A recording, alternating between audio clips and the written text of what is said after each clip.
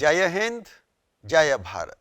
दोस्तों, नेताजी सुभाष की गौरव गाथा के भाग 17 में आपने देखा गांधी जी के नाम नेताजी का अंतिम संदेश, जो उन्होंने 6 जुलाई 1944 को रेडियो रंगून से दिया था। यह पहला मौका था जब किसी ने गांधी जी को राष्ट्रपिता कहकर संबोधित किया था। आज बात करेंगे फरवरी 1945 में मैकटिला की उस घटना की जब ब्रिटिश हवाई हमले में नेताजी सुभाष बाल बाल बचे थे।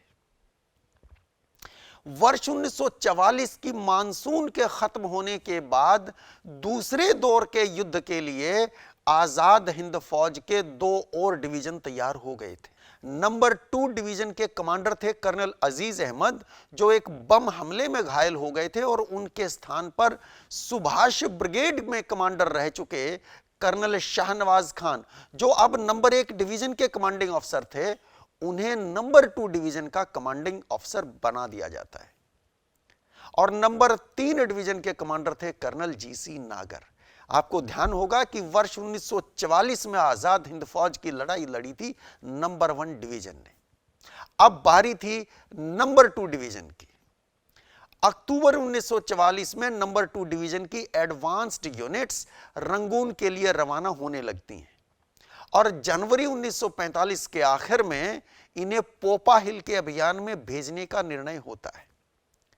जनवरी 1945 के आखिर तक नंबर 1 डिवीजन, जिसने, जैसे मैंने बताया कि वर्ष 1944 में बड़ी बहादुरी से युद्ध किया था, अब पिनमाना पहुंच गई थी, जो मांडले से लगभग 300 किलोमीटर दक्षिण में स्थित था। 18 फरवरी 1945 को नंबर 1 डिवीजन के घायल और बीमार सैनिकों का हालचाल जानने के लिए नेताजी सुभाष पिनमाना पहुंचते हैं, और इसके बाद नंबर 2 डिवीजन का निरीक्षण करने क्योक पदाम और पोपा जाना चाहते हैं, जहां नंबर 2 डिवीजन युद्ध लड़ने के लिए पहुंच चुकी थी। नेताजी नंबर 2 डिवीजन के नवनियुक्त कमांडर कर्नल शाहनवाज खान और अपने पर्सनल स्टाफ के साथ मैकटिला के लिए निकल पड़ते हैं। यह बेहद खतरनाक कदम था। 20 फरवरी 1945 की सुबह ये सब मैकटिला के दक्षिण में 20 मील दूर स्थित यिंगडो गांव पहुंच जाते हैं, जहां पर भारतीय लोग रहते थे। क्योंकि दिन भर दुश्मन के लड़ाकू विमान सिर पर मंडराते रहते थे, इसलिए दिन में कार से चलना खतरे से खाली नहीं था। रात को भी हेडलाइट बंद करके कार चलानी पड़ती थी। बिल्कुल घुप अंधेरे में अंदाजा से कार चलती थी। दिन को यिंगडा गांव में आराम करने के बाद शाम को मैकटिला के लिए निकलते हैं और जल्दी ही सुरक्षित वहां पहुंच जाते हैं। दोस्तों, मैकटिला के पश्चिम में करीब 10 किलोमीटर दूर इर्रावडी नदी बहती है। दुश्मन की सेना कई जगह पर इर्रावडी नदी को पार कर चुकी थी और आगे बढ़ रही थी। मिनस्याम, पकोकू, ड्योंगयू और पगान में भयंकर लड़ाई चल रही थी। दुश्मन मैकटिला की ओर बड़ी तेजी से आगे बढ़ रहा था। अब नेताजी का वहां रहना खतरे से खाली नहीं था, लेकिन वे तो खतरे के और निकट पोपा जाने की जिद पकड़े हुए थे, जहां उनकी नंबर 2 डिवीजन युद्ध कर रही थी। काफी विनती के बाद वे इस बात पर एग्री हो जाते हैं कि कर्नल शाहनवाज खान और उनके मिलिट्री सेक्रेटरी, नेताजी के मिलिट्री सेक्रेटरी मेजर महबूब अहमद खुद पोपा जाएं और वहां के हालात की सही सही खबर ला कर दें। उनके वापस लौटने के बाद नेताजी उनकी रिपोर्ट के आधार पर पोपा जाने के बारे में अंतिम निर्णय लेंगे। ये लोग वापस लौटते हैं और नेताजी को बताते हैं कि वहां के हालात बेहद नाजुक हैं, लेकिन नेताजी अब भी पोपा जाने की अपनी जिद पर अड़े हुए थे। 25 फरवरी की चांदनी रात थी। नेताजी सुभाष अपने सहयोगियों से बातचीत कर रहे थे। चर्चा चल रही थी युद्ध की रणनीति के बारे में। तभी एक जापानी अधिकारी आता है और बताता है कि ब्रिटिश टैंक्स और आर्मामेंट कॉलम्स ने पिनबिन पर कब्जा कर लिया है और वे तुंगथा की ओर आगे बढ़ रहे हैं, जो मैकटिला से सिर्फ 40 मील उत्तर पश्चिम में स्थित है। वो ये भी प्रार्थना करता है नेताजी से कि सर इसी रात मेकटिला को छोड़कर वापस पिनमाना चले जाएं, क्योंकि मेकटिला में दुश्मन की फौज को रोकने के लिए हमारे पास कोई ट्रुप्स नहीं है। सिर्फ 2 घंटे में दुश्मन मेकटिला तक पहुंच सकता है। लेकिन नेताजी तो किसी की सुनने को तैयार नहीं थे। कर्नल शाहनवाज खान लिखते हैं, मेरा धैर्य टूट गया और मैंने उनसे कहा, नेताजी आप बहुत स्वार्थी हो रहे हैं। अपनी बहादुरी दिखाने के लिए आप अपना जीवन खतरे में डाल रहे हैं, जिसका आपको कोई हक नहीं है।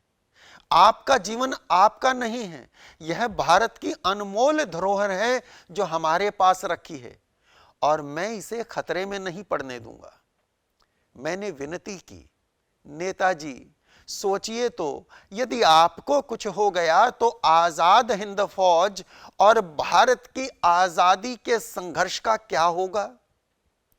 उन्होंने मेरी बात शांत भाव से सुनी, क्योंकि वे जानते थे कि मैंने उनकी सुरक्षा की वास्तविक चिंता करते हुए ऐसा कहा था। फिर वे मुस्कुराए और बोले, शाहनवाज, तुम्हें मेरी चिंता करने की आवश्यकता नहीं है, क्योंकि मैं जानता हूं ब्रिटेन ने अभी तक वह बम नहीं बनाया है जो सुभाष चंद्र बोस की जान ले सके।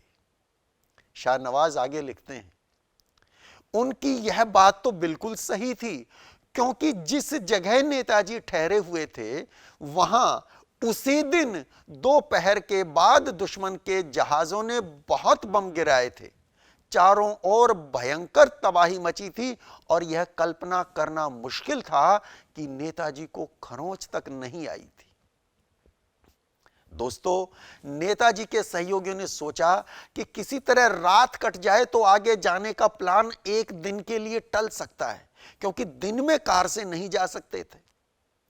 नेताजी ने अपने एडजुटेंट मेजर रावत को एक महत्वपूर्ण पत्र टाइप करने को दिया। मेजर रावत जानबूझकर इसमें देरी कर रहे थे। उसके बाद उनके ड्राइवर ने कार के इंजन में खराबी का बहाना बना लिया। इस तरह किसी तरह रात कट गई। उसी समय नेताजी को जनरल एमजेड कियानी और जापानी कमांडर इन चीफ का एक तार मिलता है, जिसमें नेताजी से तुरंत रंगून पहुंचने का आग्रह किया हुआ था। सुबह 8 बजे Japanese liaison officer major Takashi आता है और बताता है कि दुश्मन की मैकेनाइज्ड ब्रिगेड मेकटिला के उत्तर में महलैंग पहुंच चुकी है और किसी भी क्षण दुश्मन का मेकटिला पर कब्जा हो सकता है। दुश्मन ने मेकटिला से मांडले सड़क और मेकटिला से क्योक पडांग जाने वाली सड़क को काट दिया है। संभव है मेकटिला से रंगून जाने वाली सड़क भी अब तक कट गई हो। पहले ही बहुत देर हो चुकी थी। वहां से तुरंत निकलना बेहद जरूरी था। मुश्किल यह थी कि दिन में कार से चलना बेहद खतरनाक था, क्योंकि दुश्मन के लड़ाकू विमान दिन भर आसमान में मंडराते रहते थे, जिनसे बचना लगभग नामुमकिन था। लेकिन नेताजी ने यह खतरा उठाने का निर्णय ले लिया। एक कार उपलब्ध थी जिसमें केवल 4 लोग जा सकते थे। मेजर ताकाशी कार के फुटबोर्ड पर खड़ा था, उसके हाथ में टॉमी गन थी और नेताजी के personal driver colonel Raju driver के साथ आगे बैठे थे और आज डॉक्टर साहब के हाथों में स्टेथोस्कोप नहीं बल्कि ग्रेनेड थे।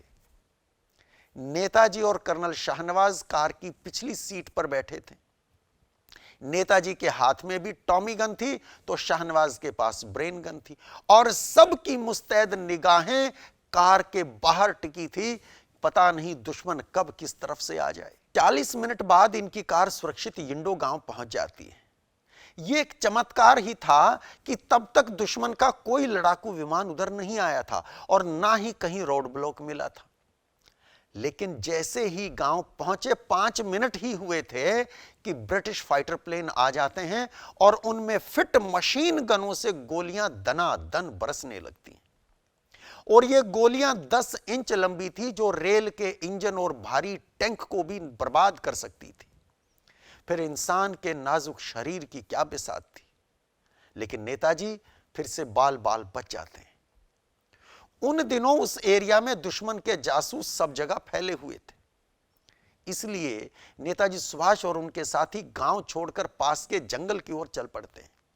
वहां नागफनी की बाढ़ थी जिसकी ओट में छिप जाते हैं। तभी एक संदेहास्पद व्यक्ति उधर आता है और इन्हें देखता हुआ आगे चला जाता है।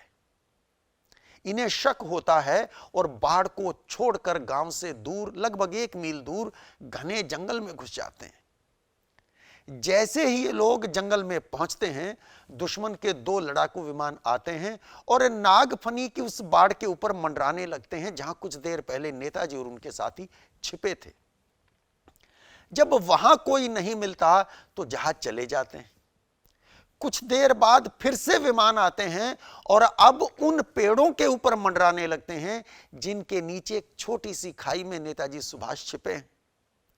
ऊपर दुश्मन के लड़ाकू विमान हैं तो नीचे एक बहुत बड़ा काला बिच्छू है जो नेताजी की गर्दन से बस 1 इंच दूर है।